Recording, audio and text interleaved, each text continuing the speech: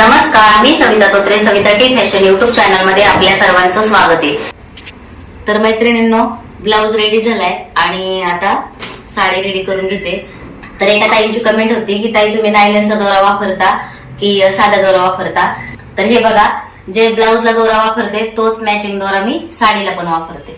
हे बघा, आणि एक साइडने मी मशीनवरती फॉल लावून घेते आणि मशीनवरती फॉल कसा लावायचा याचे व्हिडिओ अगोदर भरपूर वेळा अपलोड केलेले, आणि तरी पण आता मी परत दाखवते। हे बघा, एकदम फॉल आणि साडीची बॉर्डर एकावर एक ठेवायची व्यवस्थित, आणि याला असं गोल नाही झालं पाहिजे, चपटी आली पाहिजे, त्याच्यामुळे काय होतं फिनिशिंग छान येते। तर अशा प्रकारे फॉल लावून घ्यायचा। जर तुम्ही नवीनच बिडिंग फॉल मशीन घेतली असेल तर अगोदर व्हिडिओ अपलोड केलेले, बिडिंग फॉल कशी करायची किंवा फॉल कसा लावायचा, किंवा साडीला डिझाईन असल्यावर काय करायचं, किंवा साडीला बॉर्डर असली खाली किंवा पाइपिंग असली तर फॉल कसा लावायचा, तर त्याचे व्हिडिओ अगोदर अपलोड केलेले, ते जाऊन बघा। तर ताई, तुमच्या कमेंटचं उत्तर मिळालं असेल तुम्हाला की प्रत्येक कमेंटवरती व्हिडिओ येणार 100%, टेन्शन घेऊ नका, फक्त थोडासा वेळ लागेल।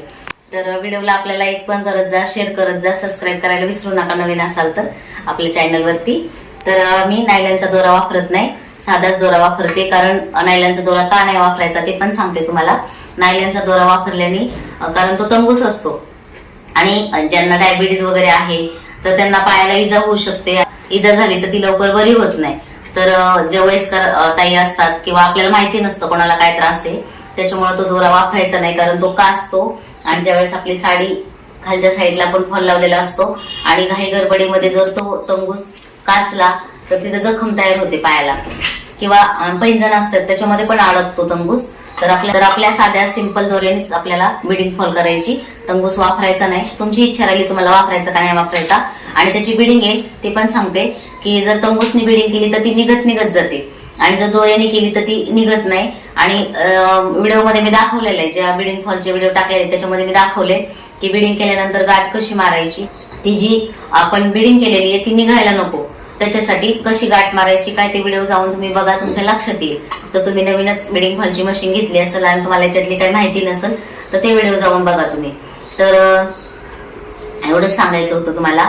तर व्हिडिओ आपले लास्ट पर्यंत बघत जा, स्क्रिप्ट करीत नका जाऊ, आणि अर्धवट माहिती घेऊ नका किंवा अर्धवट व्हिडिओ बघू नका। म्हणजे आपल्याला काम करायचं ते चांगलं करायचंय, तर त्याच्यासाठी व्हिडिओ मनापासून बघा, म्हणजे तुमचं काम पण एकदम मनापासून होईल आणि तुमच्याकडे कस्टमर पण येतील। कारण तुम्ही काम चांगलं केलं तर तुमच्याकडे कस्टमर येतील। तर हेच सांगायचं होतं। तर धन्यवाद सगळ्यांचे मनापासून, आणि तुम्ही एवढे छान छान कमेंट करतात, असंच कमेंट करा। काही तुमचे प्रॉब्लेम असतील ते पण तुम्ही शेअर करू शकता माझ्यासोबत, म्हणजे कमेंट करून, आणि त्याच्यावरती पण मी व्हिडिओ बनवीन। कधी कधी काय होतं की आपल्या अशा काही गोष्टी असतात की आपल्याला त्याच्यातून जावं लागतं आणि खूप टेन्शन येतं, स्ट्रेस येतो। तर हे सगळे अनुभव आहेत माझ्याकडे, कारण मी त्याच्यातून गेलेली आहे, अजून पण चालले। आणि मी तुमची एक बहिणीसारखी आहे, म्हणजे मोठी बहीण म्हणा, छोटी बहीण म्हणा, किंवा ताई म्हणा, काकी म्हणा, दीदी म्हणा, काय म्हणायचं ते म्हणा। टेन्शन घेऊ नका। तुम्हाला काही असे प्रॉब्लेम असतील की आपण खूप टेन्शन मध्ये असतो आणि आपल्याला असं वाटतं की आपल्याला एखादी गोष्ट शेअर करायची आणि त्याचा आपल्याला रिप्लाय मिळत नाही, म्हणजे कोणी आपल्याला सजेशन देत नाही त्याच्यावर, तर तुम्ही तसे पण मला कमेंट करा, त्याच्यावर पण मी व्हिडिओ बनवेन। कारण काही अशा गोष्टी आहेत की खूप अनुभवलेल्या आहेत आणि त्याच्यामधून मी गेलेली आहे, किंवा अजून पण काही गोष्टींना मी फेस करते, त्यामुळे मी तुम्हाला सांगते ह्या गोष्टी। तर आपल्या लाईफ मध्ये अशा काही गोष्टी घडतात आणि त्याच्यामुळे आपल्याला टेन्शन येतं, आणि लेडीज आहे ना की मुलं लहान असतात, काय करावं समजत नाही किंवा सुचत नाही काय करायचं ते, किंवा काही असे प्रसंग येतात की ते अचानक येतात आणि खूप म्हणजे आपल्याला कोणाचा आधार नसतो किंवा सपोर्ट नसतो, आणि त्याच्यामुळं आपण खचून जातो पूर्ण। तर न खचता त्या गोष्टीला सामोरे जायचंय, आणि त्या गोष्टीला आपण सहज असं बाजूला करायचं, त्याच्यातून मार्ग काढायचा आणि पुढे जायचंय, स्वतःच्या पायावर उभं राहायचंय। आपल्या मुलाबाळांना आपणच बघणार नाही तर दुसरं कोण बघणार, आणि मुलांबाळांसाठी आपल्याला आपल्या स्वतःच्या पायावर उभं राहायचंय, म्हणजे आपल्या फॅमिलीसाठी। तर जरी पण माझं काही बोलण्यामध्ये मिस्टेक झाली असेल, काही चुकलं असेल तर मला क्षमा करा। तर भेटूया अशाच नेक्स्ट व्हिडिओमध्ये, तोपर्यंत स्वतःची काळजी घ्या।